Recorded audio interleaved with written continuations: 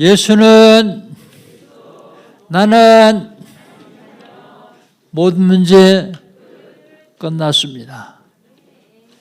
신앙 고백합니다. 주는 그리스도시요 살아계신 하나님의 아들이십니다. 믿습니까? 요거 믿어지면 끝납니다. 하나님께서는 우리에게 시간 말씀 주시고 그 말씀을 언약으로 잡는 사람들 통해서 말씀을 이루어 가십니다. 2021년 이제 며칠 남지 않았는데요. 하나님이 우리에게 주는 언약은요, 빈 곳입니다. 빈 곳을 찾아 살리자. 빈 곳이 어디입니까? 개인적으로 빈 곳입니다. 개인적으로 영적으로 빈 곳, 육신적으로 빈 곳. 영적으로 비어있으면 사단이 들어와서 사단이 마음 놓고 장난합니다. 육신적으로 빈 곳은 병들게 되어 있습니다. 정신적으로 빈 곳은요, 정신적인 문제 오죠. 경제적으로 빈 곳은요, 가난이 떠나질 않습니다. 이거 찾아서 살려야 됩니다. 개인적으로 빈 곳이 있는가 하면 교회에 빈 곳이 있습니다. 교회, 새가족, 낙심자, 소외된 자, 갈급한 자, 이게 다 빈 곳입니다. 이들을 찾아내서 포럼을 통해서 살려내야 됩니다. 그런가 하면 현장에 빈 곳이 있습니다. 내가 살고 있는 지역, 내가 다니는 직장, 학교, 공공기관, 이런 데가 다 텅텅 비어 있습니다. 찾아 살려내지 않으면 그게 사각지대 되고 재앙지대 됩니다. 찾아내서 살려야 됩니다. 어떻게 하면 될까요? 응답 받으면 됩니다. 응답 받으려면 어떻게 해야 됩니까? 응답 현장에 가 있어야 됩니다. 응답 현장에 안 가 있으면 응답 와도 모릅니다. 응답 현장이 어디입니까? 237 빈 곳이 응답 현장이에요. 237 빈 곳. 237 빈 곳은 어떻게 갑니까? 영적 통신망에 파수꾼 돼서 기도로 갈 수 있습니다. 응답 현장이 어디입니까? 치유의 빈 곳입니다. 싹 다 병들어 있죠. 영적으로, 정신적으로, 육신적으로, 마음, 생각 다 병들었습니다. 어떻게 하면 됩니까? 영적 의사 되면 돼요. 영적 의사. 서밋이 빈 곳에 응답 현장입니다. 서밋이 빈 곳. 성공을 했습니다. 돈은 벌었습니다. 출세했습니다. 그런데 시달려요. 계속 어려워요. 우울증, 불면증으로 계속 고통당하고 있습니다. 살려내야 됩니다. 어떻게 하면 됩니까? 삼중직을 누리고 말할 수 있는 영적 대사 되면 돼요. 영적 대사. 자, 그렇다면 12월 하나님 우리에게 주신 언약은 뭡니까? 시작을 바르게 해라.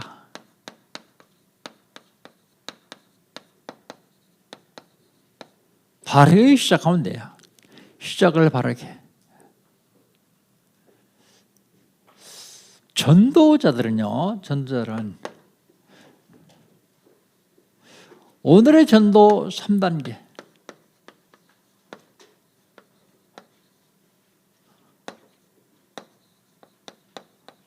이거 바르게 시작하면 돼요.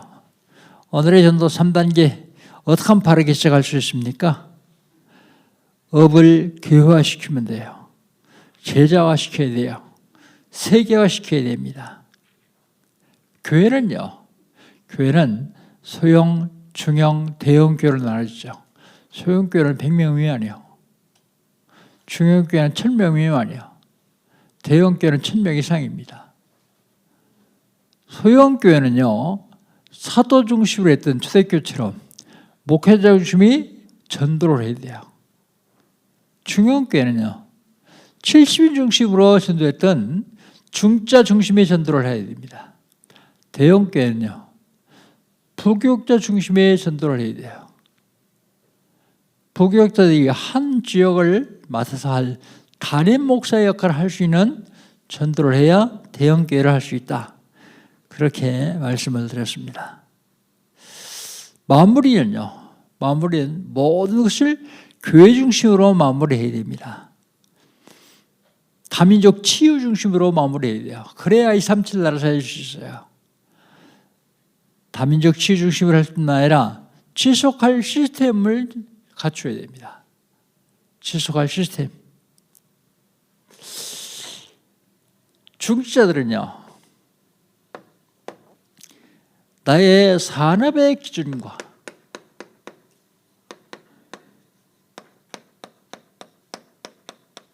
전도요. 산업의 기준과 나의 전도. 산업을 교회화시켜야 됩니다. 산업을 교회화시킨다는 말은 무슨 말입니까? 산업을 교회로 어떻게 끌고 돌아라 그런 얘기가 아니에요. 그 산업 현장에서 생명의 역사가 일어날 수 있도록 교회화시켜야 되는 겁니다. 그러면 하나님이 그 산업을 축복하셔야 되죠. 산업을 교회화시킬 뿐만 아니라 산업을 현장화시켜야 됩니다.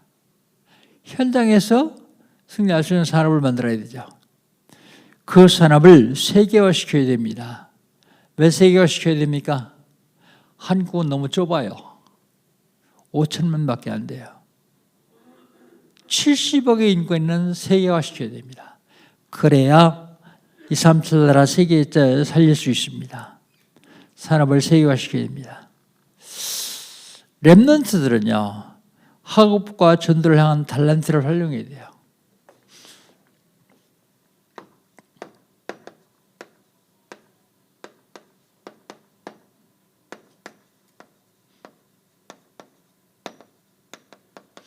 학업과 전도를 향한 달란트 활용.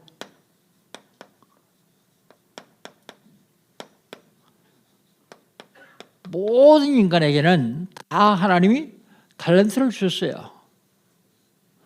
못 찾아서 그렇지. 달란트. 이 달란트를 활용해야 됩니다. 학업. 어떻게 활용합니까? 정식이들을 통한 학업. 24와 통하는 학업, 그리고 25와 통하는 달란트를 찾아내야 됩니다. 그래야만 237 나라 세계에 살릴 수 있습니다. 지난주에는요,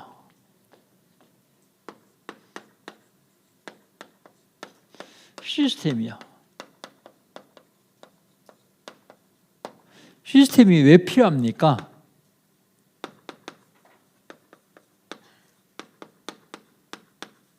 혼자는 감당할 수 없어요. 또 시스템이 없으면 능력이 나타나지 않습니다. 그래서 시스템이 좋습니다. 성경에 그런 말이 있습니다. 혼자 놓으면 춥겠거니와 둘이 놓으면 따뜻하고 삼겹줄은 끊어지지 않는다. 삼겹줄. 시스템을 갖춰야 돼요. 시스템 없는 전도는요, 하다가 금방 또 무너져요. 시스템을 갖춰야 됩니다. 시스템을 갖추기 위해서 조직이 필요합니다. 조직은 어떻게 세우는가 하면 18장 21절에 자세히 나와 있습니다. 너는 또 온 백성 가운데 능력 있는 사람 세워야 제사를 할 수 있어요. 곧 하나님을 두려워하며 하나님 두려워하지 않고 인본주의 쓰는 사람 안 된다고 말이죠. 진실하며 불의한 이익을 미워하는 자를 살펴서 백성 위에 세워 1000부장, 100부장, 50부장, 10부장을 삼아 그랬습니다. 조직을 하는데 이런 식으로 조직을 해야 된다. 조직의 필수는요, 오직입니다. 온리, 오직. 유니티, 유일성 응답이요. 오직하면 유일성 응답이 뭐게 되겠습니다. 어떤 것인데 오직하면 유일성 응답이죠. 그런데 진짜 복음에 오직하면 아무도 뺏어가지 못할 유일성 응답이 옵니다. 그래야 재창조 역사랍니다. 리크레이션. 이게 뭐예요? 아워, 우리. 그런데 여기 시스템을 갖춰야 됩니다. 아워스, 우리들 시스템. 그래야 완네스 되고 그래야 2, 3, 7 나라 5천 종 살릴 수 있습니다. 그렇다면 오늘은요. 이번 주간에 하나님 우리 주신 언약은 뭡니까? 우리 6절 한번 같이 읽어봅시다. 6절 같이 읽습니다. 너희가 내게 대하여 제성나라가 되며 거룩한 백성이 되리라. 너는 이 말을 이스라엘 자손에게 전할지니라. 그 이름은 제사장 나라. 영적 싸움.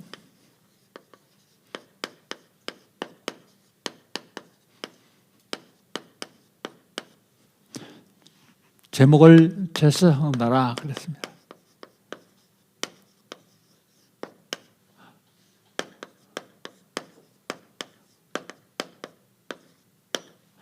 제사장 나라.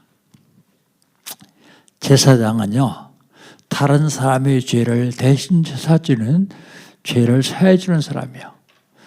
참 제사장은요, 자기 몸을 제물로 드려서 온 이 죄를 다 용서해 주는 참 제사장이요. 그런데 이 제사장 나라 그랬습니다. 제사장 나라. 제사장 나라의 첫 번째 조건이 뭐냐면 언약입니다. 언약.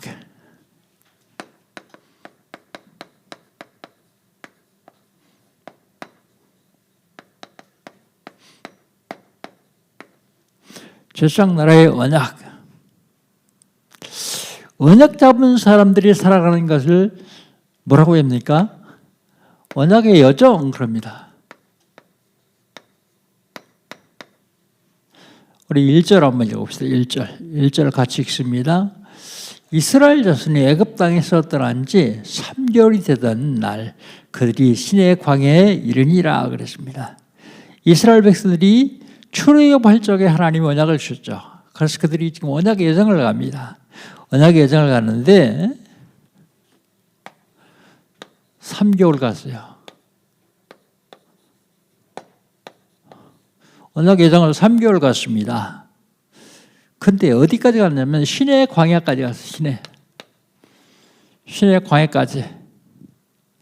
여러분 우리가 여기에서 꼭 기억해야 할 것은 어떤 일에도 어떤 사건에도 하나님의 계획이 있습니다. 내가 있는 자리에서도 하나님의 계획이 무엇인지를 항상 질문하고 하나님의 계획을 찾아내야 언약의 여정에 제대로 승리할 수 있어요. 두 번째로 하나님이 우리가 언약 주셨는데 우리는 항상 하나님 앞에 서야 돼요. 하나님 앞에. 사람 앞에 서지 말고 하나님 앞에 서야 됩니다. 2절입니다. 2절을 같이 한번 읽어봅시다. 그들이 르비딤을 떠나 시내 광야에 이르러 그 광야에 장막을 치되 이스라엘이 거기에 산 앞에 장막을 지니라 그랬습니다. 산 앞에 장막을 쳤다. 그 산이 무슨 산이냐? 시내 광야에 신 시내 산이요. 시내 산 앞에다가 장막을 쳤습니다. 산 앞에 장막을 쳤는데 그것이 바로 출애굽기 3장 1절로 14절에 하나님이 모세를 부르셔서 모세에게 첫 언약을 주신 것이요. 그게 하나님의 산 그러죠. 그런데 이스라엘 백성들이 광야를 통과하다가 하나님께서 모세를 어디로 불러오시냐? 시내산 불러오셔서 언약을 주셨습니다. 십계명을 주신 곳입니다. 언약 시내산, 호렙산 같은 산이요. 같은 산.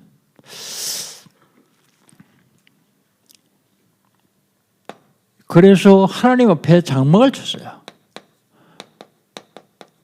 하나님 앞에 장막을 쳤는데 교회에서는 하나님 앞에서 예배드리고 집에 가서는 하나님 떠나 살고 그러면 안 돼요. 장막도 하나님 앞에 섰듯이 집에 가서 삶도 하나님 앞에 살아야 돼요.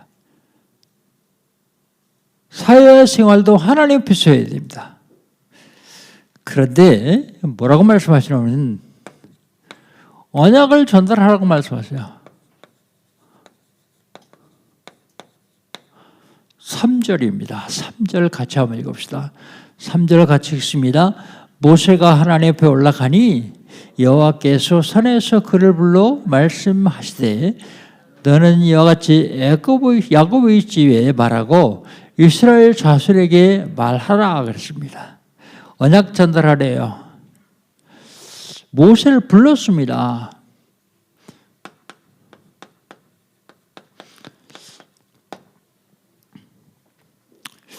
여러분 예수 믿고 싶어요? 예수 믿는 사람 있어요?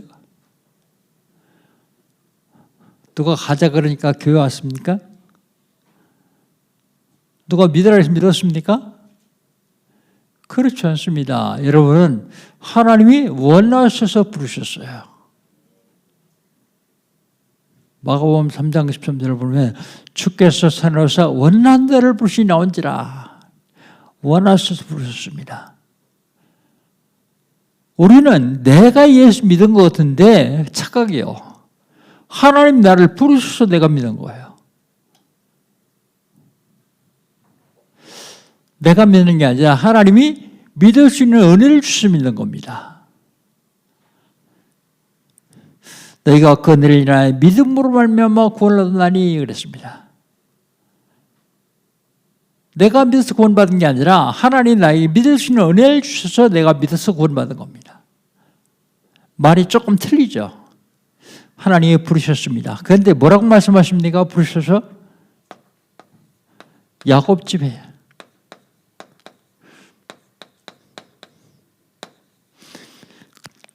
그 다음에 또 뭐라고 하십니까? 3절에요. 이스라엘 자손들에게 그랬습니다. 어떻게 틀립니까? 야곱 집하고 이스라엘 자손들하고요. 창세기 32장 23절로 32절에 보면 야곱이 형 에서의 장자권을 사기치고 형이 죽이겠다 그러니까 도망갔어요. 어디로요? 밧단 아람 에삼 집으로 도망갔습니다. 도망가서 20년 만에 거부가 돼가지고 돌아오는 중입니다. 그런데 앞에 정탐을 받던 정탐꾼들이 와서 얘기하는 거예요. 형 에서가 당신 죽이려고 400명의 군사를 거느리고 쫓아옵니다. 나옵니다. 그러니까 야곱이 야복강가에 앉아가지고 다 보냅니다. 먼저 강을 건너게요. 자기 생각에 제일 중요하지 않은 짐승, 제일 중요하지 않은 사람, 그리고 제일 마지막에 혼자 남아요. 요셉을 제일 마지막에 보내고 그 다음에 혼자 남습니다. 혼자 남아서 어떤 사람은 밤이 맞도록 씨름을 해요. 씨름을 합니다. 근데 야곱이 붙잡고 안 놔줘요. 놔라, 간다. 못 놓습니다. 당신이 날 축복해주는 못 놓습니다. 그때 그 사람이 뭐냐면 그럼 네 이름이 뭐냐? 야곱입니다.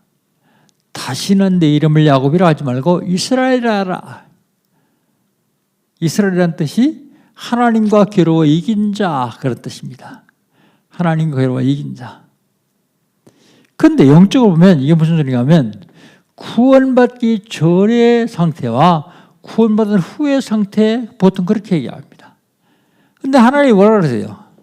다시는 내 이름을 야곱이라고 하지 말고 이스라엘이라 하면서 출애굽할 적에 야곱집, 이스라엘 자손 부르실 적에 야곱아 이스라엘아. 거기서 우리는 영적인 의미를 깨달아야 됩니다. 구원받았는데도 불구하고 아직도 사단의 심부름하며 사단의 동로 사는 그런 짓 하지 말라는 말이죠. 굉장한 의미가 있습니다. 이게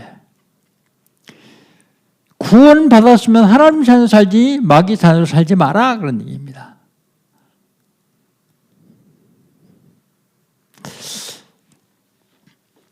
두 번째, 제사장의 나라. 제사장 나라 만들기 위해서 하나님께서 인도하십니다.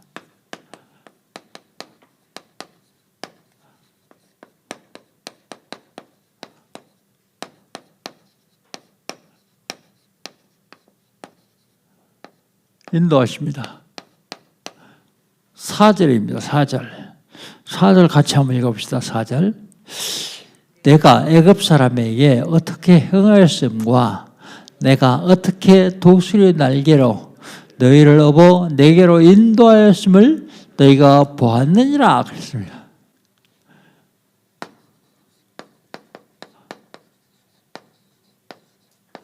독수리의 날개로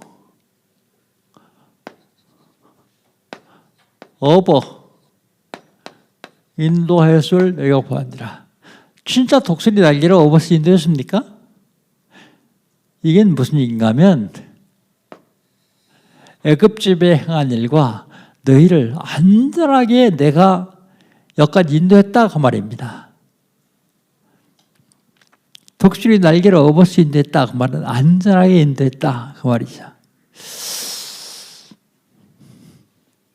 요걸 설명하는 데는 성경을 순서대로 설교하니까 쉬워요. 출애굽할 때 보십시오. 출애굽.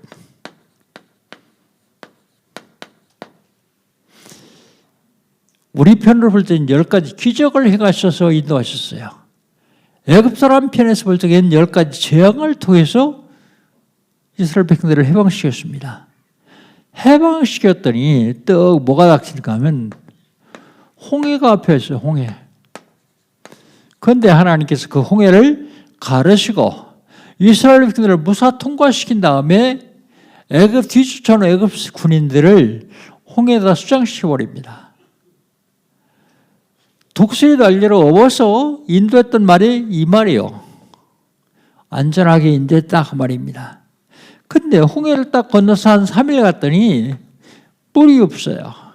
물을 만나긴 만났는데 물이 써서 못 먹어요. 맞사, 물이 봐. 근데 그 물이 써서 못 먹으니까 하나님께서 지시하신 한 나무를 뽑아서 던졌더니 물이 달아졌더라 그랬습니다. 맞사와 물에 몸에 있는 게 아닙니다. 하나님은 이스라엘 백성들 아침에는 만나, 밤에는 메추라기, 배불리 먹였어요. 만나와 메추라기를 통해서요. 그런데 만나와 메추라기 먹으면 삽니까? 더 중요한 게 있는데 물이거든요. 물이 없으면 어떻게 하겠어요? 그래서 반석에서 물을 내십니다. 우물을 판 게 아니요.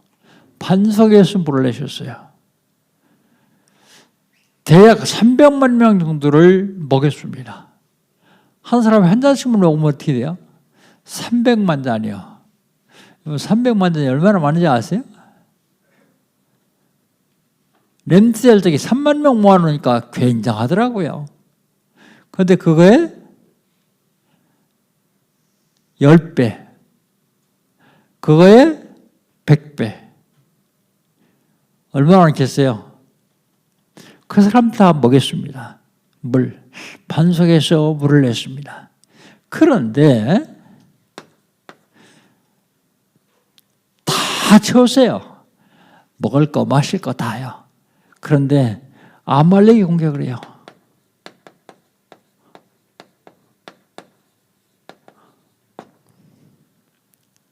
인생의 여정을 가는 사람들에게는 사단이 수시로 공격한다. 어떻게 이겼습니까? 기도로 이겼습니다. 모세가 손을 들고 기도하면 아말렉이 패하고, 손이 내려오면 이스라엘이 패하고, 그래서 아론과 훌 두 장로가 옆에서 손이 내려오지 못하도록 받칩니다. 모세는 돌 갖다 놓고 돌에 앉혀놓고 아말렉을 완전히 이겼습니다. 신앙생활을 하는데 승리하는 방법이에요. 이게. 언약 잡았으면 언약의 정을 가는 사람들은 언약 잡고 기도로 승리해야 된다. 기도로 승리하라. 어제 핵심에서 아침, 저녁, 점심, 저녁, 아침, 낮, 저녁 기도 내용, 방법 다 설명했죠. 놓치지 않으면 됩니다. 그 다음에 제사장 나라의 증거.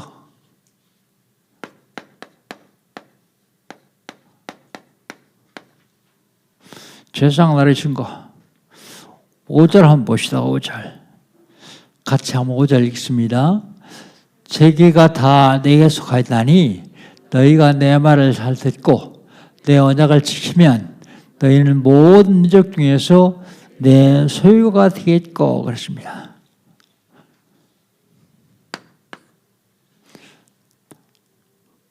언약을 지키면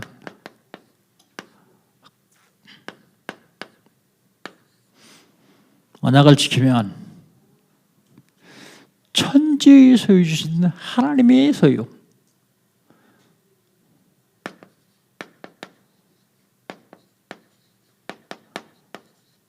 내 소유가 되겠고, 내가 누구냐면 하나님입니다. 하나님의 소유가 되겠고, 어떻게 하면요? 언약 잡고, 어떻게 하면요? 언약을 지키면, 언약을 누리면, 하나님이 주신 언약을 잡고 언약을 누리면 그런 뜻입니다.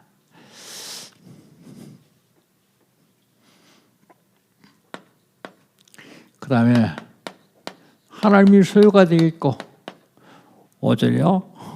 5절. 너희는 내 소유가 되겠고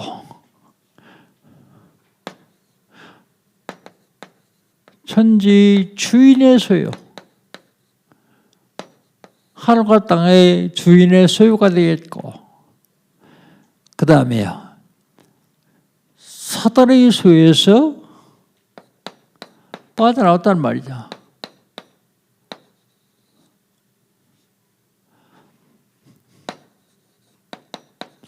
완전한 승리를 할 수 있다. 완전한 승리. 완전한 보장. 주인이 누구냐에 따라 틀리죠. 주인이 누구냐에 따라 틀립니다. 그런데 하나님이 주인이면 승리할 수밖에 없죠.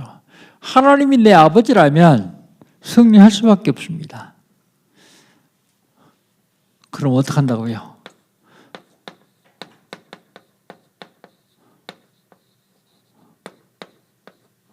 제사장 나라가 되겠고 6절입니다. 6절을 같이 한번 읽습니다. 너희가 내게 대하여 제사장 나라가 되며 거룩한 백성이 되리라. 너는 이 말을 이스라엘 자손들에게 전할지니라 그랬습니다. 누구에 대해서 제사장 나라가 됩니까? 하나님에 대해서 제사장 나라가 된다. 하나님에 대하여 제사장 나라가 되고 그 다음에 너희는 거룩한 백성이 될 것이다.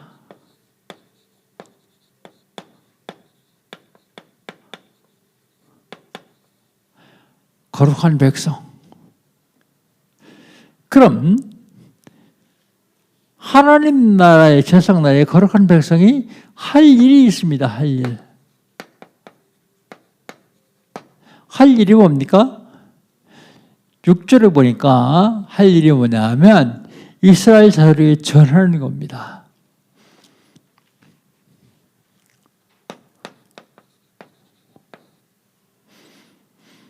할 일, 전도. 제사장 나라의 언약입니다. 언약 잡은 사람들이 가는 것을 언약의 여정 그러죠. 언약의 여정을 가는 사람은 하나님께서 완전하게 독수리 날개로 옮긴 것처럼 인도해 주시겠다. 그런데 그 결과는 증거를 주겠단 말이죠.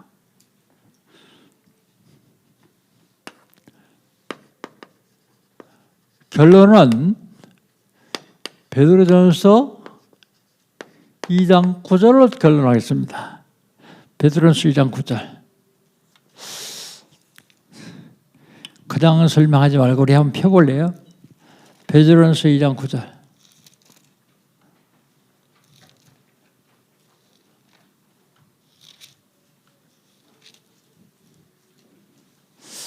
한번 읽고 한번 결론을 냅시다. 예, 한번 찾으면 같이 읽습니다.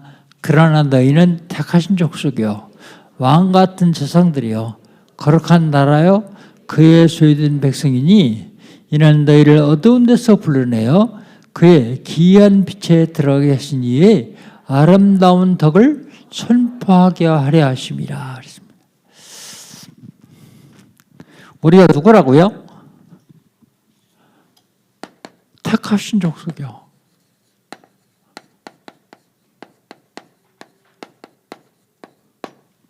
택하신 족속. 언제 택했느냐? 에베소서 1장 4절. 창세전에 우리를 택하셨어요. 창세전에 그리스도 안에서 택하사 거룩하고 흠이 없게 하시려고요. 창세전에. 왜 택하셨습니까? 고린도서 2장 7절. 왜 택하셨느냐? 만세전에 우리 영광을 위해서 택하셨어요. 영광을 이제 확정하기 위해서요. 여러분, 누구 영광이요? 하나님 영광이 아니라 나. 하나님 나를 영원롭게 하려고 나를 만세전에 택하셨던 사실을 잊으면 안 됩니다. 나를 영원롭게 하지 아니하고 나를 욕되게 하면 하나님이 욕을 들어요. 그래서 하나님이 나를 영원롭게 하려고요. 나를 택하셨습니다. 그냥 택하신 게 아닙니다. 이사야서 43장 1절. 내가 너를 지명하여 불렀나니 너는 내 것이다. 내가 누구 거예요? 하나님 거예요. 내가 너를 지명해서 불렀다 그랬습니다. 택하셨던 말이죠. 지명해서 불렀어요. 택한 반 족속이 어떤 족속이냐? 왕 같은 제사입니다. 왕의 권세를 가지고 있는, 무슨 왕이요? 참 왕의 권세를 가지고 있는. 참 왕의 권세가 뭡니까? 사단의 세력을 박살내는 권세가 참 왕의 권세예요. 그걸 가지고 있다고요. 그걸 하나님이 나에게 주셨다고요. 제사장은요, 생명을 살리는 거예요. 왕 같은 세상이다. 생명을 살리는 사람이다. 세상 일을 맡아서 할 수 있는 사람이다. 그 다음에 어두운 데서 불러냈다 그랬습니다. 어두운 데서 불러냈다. 그게 무슨 말입니까? 우리가 빛의 전야가 되기 전에 흑암의 전야였어요.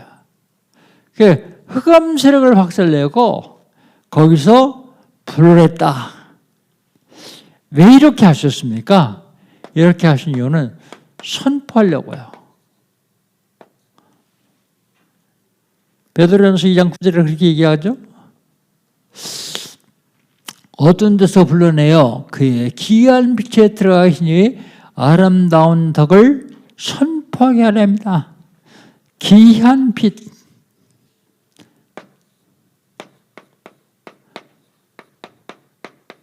이 기이한 빛이 뭐예요? 창조의 빛입니다. 창세기 1장 3절에 보니까 하나님이 빛이 있으라 그러니까 빛이 있었어요. 해, 달, 별빛이 아닙니다. 해, 달, 별은 넷째 날 만드셨어요. 넷째 날. 그런데 첫째 날 빛을 만드는데 이건 창조의 빛이고 생명의 빛입니다. 생명의 빛. 기이한 빛이요. 감히 들어갈 수 없는 귀한 빛, 여기에 들어가 귀한 빛에 들어가시니 아름다운 덕을, 아름다운 덕이 뭡니까? 이게 구원이요. 아름다운 덕. 선포하게 하렴이라 그랬습니다. 뭘 선포해요? 그리스도요. 그리스도 선포하지 못하는 사람을 가르쳐 뭐라고 해요? 성경은 벙어리 개다 그래요. 그게 무슨 얘기냐? 짓지 못하는 개다 그런 얘기야. 그리스도를 알고 누리면서 선포할 수 있어야 돼요. 무조건 미친 사람처럼 다니면서 그리스도를 선포하는 게 아닙니다. 하나님이 기도하다 보면 구원받을 영혼 하나님이 만나게 하십니다. 그럼 그에게 그리스도를 선포하는 거예요. 그만큼 큰 축복이었습니다. 지구상의 가장 큰 축복은 구원이에요. 가장 큰 축복, 다음 축복은 전도예요. 전도할 때, 그리스도를 선포할 때마다 새 힘 생기고 누리게 됩니다. 하나님 지금도 저와 여러분을 주장나라. 우리나라를 2, 3천 살릴 주장나라. 나 개인을 주장나라로, 우리나라를 주장나라로 세우시겠다고 약속하십니다. 하나님께서 그냥 하시는 얘기 아니라 마지막 때에 전 세계 땅끝까지 복음 전하려면 제사장 나라가 필요합니다. 이번 한 주간 동안 제사장 나라의 축복을 누리는 저와 여러분 되시기를 주의 이름으로 축복합니다. 하나님 감사합니다. 제사장 나라의 복을 주시고 누리라고 말씀하십니다. 2, 3, 7, 5천 종족 살리라고 말씀하십니다.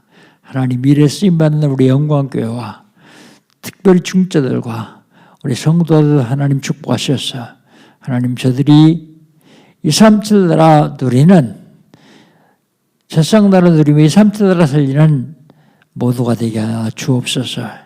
예수님의 이름으로 기도합니다. 아멘.